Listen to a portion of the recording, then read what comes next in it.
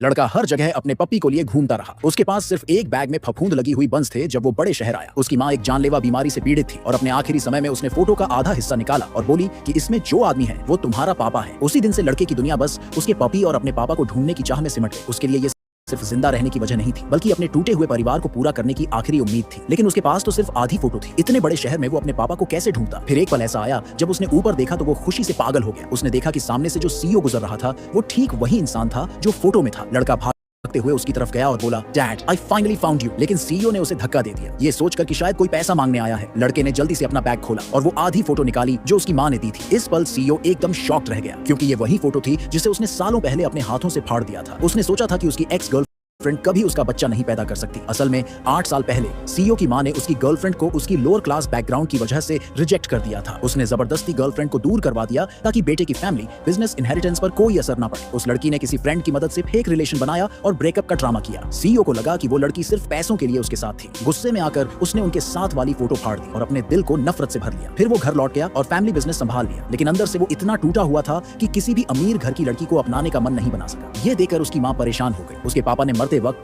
वसीयत में लिखा कि उसकी सारी प्रॉपर्टी उसके आने वाले पोते को दी जाएगी। और जैसे ही सीईओ हॉस्पिटल से बाहर निकला, एक छोटा बच्चा उसके पैरों से लिपट गया और बोला, डैड। बच्चे ने अपना दावा साबित करने के लिए वही आधी फोटो दिखाई जो उसकी मां ने दी थी, लेकिन सीईओ ने फिर भी उसे अपना बेटा मानने से मना कर दिया। उसे लगा कि ये बच्चा उस औरत ने किसी और मर्द से पैदा किया है और अब उसे धोखा देने भेजा है ताकि उसकी प्रॉपर्टी हथिया सके। सीईओ को पूरा यकीन था कि उसकी एक्स गर्लफ्रेंड एक बुरी औरत थी और वो उसका बच्चा नहीं हो सकता, लेकिन अपनी जिम्मेदारी समझते हुए उसने बच्चे को कहीं और भेजने की तैयारी की और पूछा कि वो आया कहां से है। जब लड़के ने बताया कि वो यूनहाई गांव से आया है तो असिस्टेंट चौंक गया, क्योंकि वो गांव सैकड़ों मील दूर था। उन्होंने बच्चे से पूछा कि उसने इतना लंबा सफर कैसे तय किया। जब उन्होंने उसके हाथ में सड़े हुए बंस देखे तो सब कुछ समझ में आ गया कि उसने कितनी मुश्किलों से ये सफर किया है। सीईओ को अपनी एक्स से आज भी नफरत थी, लेकिन जब उसने बच्चे की हालत देखी तो उसका दिल थोड़ा नरम पड़ गया। उसने असिस्टेंट से कहा कि बच्चे को साफ सुथरा कराओ और फिर वापस भेज दो। असिस्टेंट बच्चे को कंपनी ले गया और उसे कुछ अच्छे स्नैक्स दिए। शुरू में बच्चा थोड़ा डरा हुआ था, लेकिन जब उसने असिस्टेंट की सच्ची आंखें देखी तो आखिरकार एक बाइट ले ही लिया। पर उसे क्या पता था कि असिस्टेंट उसी आधे खाए स्नैक से डीएनए टेस्ट कराने वाला है। अचानक पपी बाहर भाग गया। बच्चा उसे पकड़ने दौड़ा और जब उठाया तो खुद को ऑफिस के अंदर पाया। बच्चे की हालत देखकर वहां के लोग उसे बाहर निकालने लगे, पर उन्हें ये नहीं पता था कि वो सब बहुत बड़ी गलती कर रहे हैं। उधर असिस्टेंट को लैब से रिपोर्ट मिल गई जिसमें साफ साफ लिखा था कि लड़का सच में लू फैमिली का ब्लड है। वो सीधा हॉस्पिटल भागा और सीईओ को खुशखबरी दी कि बच्चा उसका ही बेटा है। ये सुनकर सीईओ की मां बहुत खुश हो गई। उसने तुरंत कोमा में पड़े अपने पति से ये बात शेयर की कि उनका पोता मिल गया है। और जैसे ही उसने ये कहा, चेयरमैन की धड़कनें लौट आईं। डॉक्टर्स ने चेक किया तो बोले कि ये तो किसी मिरेकल से कम नहीं है। सच में वो लड़का लू फैमिली का लकी स्टार निकला। सीईओ की मां ने तुरंत कहा कि बच्चे को घर लाओ, लेकिन जब वो लोग वापस कंपनी पहुंचे तो देखा बच्चा जमीन पर बेहोश पड़ा था। वहां एक बुरी औरत चुपचाप खड़ी थी जो ये देखकर शॉक में थी। सीईओ गुस्से से चिल्लाया कि ये सब किसने किया।